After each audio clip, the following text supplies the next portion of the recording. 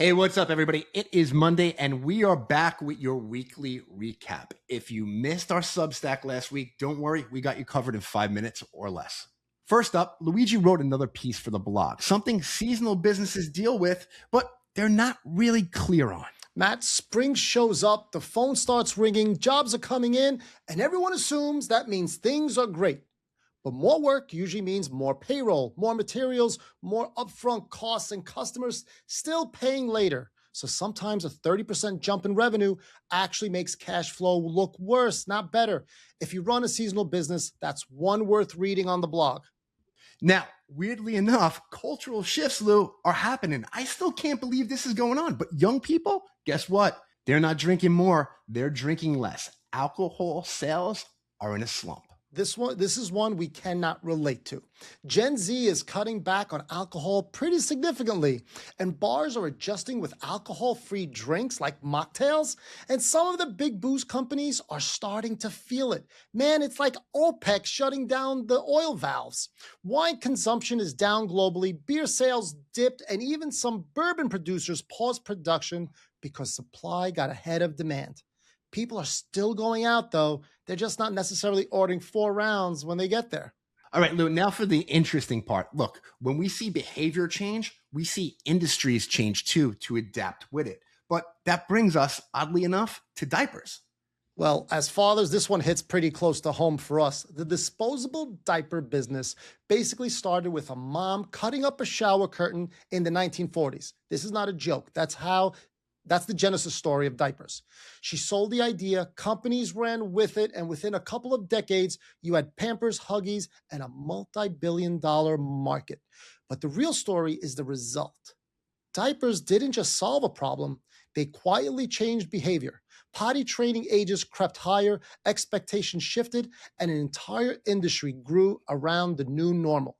Listen, from diapers to Gen Z, millennials, boomers, everybody wants a piece of it. Robinhood is getting involved in the action because they know this silver tsunami, it's on its way and we're halfway through. They want a piece of that $124 trillion wealth exchange that's about to happen. Different business model than the old guard, the same prize. They all want boomers' money. What's crazy about this is the Gen Z crowd and the millennial crowd, like, kind of like myself, Robinhood just isn't about stocks and bonds anymore. They're about crypto, prediction markets, and soon you're even going to be able to gamble there. It's going to be interesting how this 124 trillion's wagered. What does Exxon and Matthew R. Meehan have in common? Exxon might be leaving the Northeast after being incorporated there since the 1800s. 144-year run. It's looking to move its legal home to Texas. And it wouldn't be the first. Tesla and Coinbase have made similar moves recently. And the reason's pretty straightforward, Matt. Companies want friendlier courts and fewer shareholder lawsuits. Texas is building out its own business court system, and they've even talked about launching a stock exchange to compete with the NYSE and NASDAQ. So there's a bit of a quiet competition happening between states to attract corporate headquarters. It's going to do it. We're not far off. I think the new financial capital of the world is either going to be Miami or it's going to be Dallas, Texas, right? Dallas is in the center of the country. I think it's going to be Dallas with everything they have going on there. From Jersey Shore to bucking Broncos, who would have thought? Now, on the other end of the spectrum, we have companies that aren't moving anywhere. They're just stuck. People call them zombie companies, Matt. Not dead, not growing, just hanging on. They cover interest, trim a few costs, tell themselves next quarter will be better, and the uncomfortable reality is they rarely fail because of one big mistake. It's slower than that. Pricing drifts behind the market, contracts get outdated, systems stop talking, decisions take longer, margins don't explode, they just leak. If you ever wondered how businesses quietly slide into that mode, make sure you check out the full article. Listen, that's not just a zombie company. That's a company that can never be sold. And now for some quick hits from around the web. In England, couples raced up a hill while carrying their partners in the annual wife carrying championship. You weren't kidding, Matt. The winners got a barrel of ale, which honestly feels like fair competition. In more serious news, scientists also trained a tiny lab-grown brain the size of a peppercorn to solve a balancing problem. It learned, then forgot everything after a 45-minute break. so it may already qualify for middle management.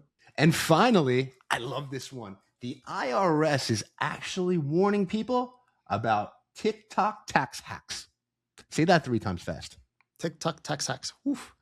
So it seems that some folks are actually just making up numbers and filing tax returns to get a refund. Chances are they're not going to get the money at all. They're just going to wind up with an audit.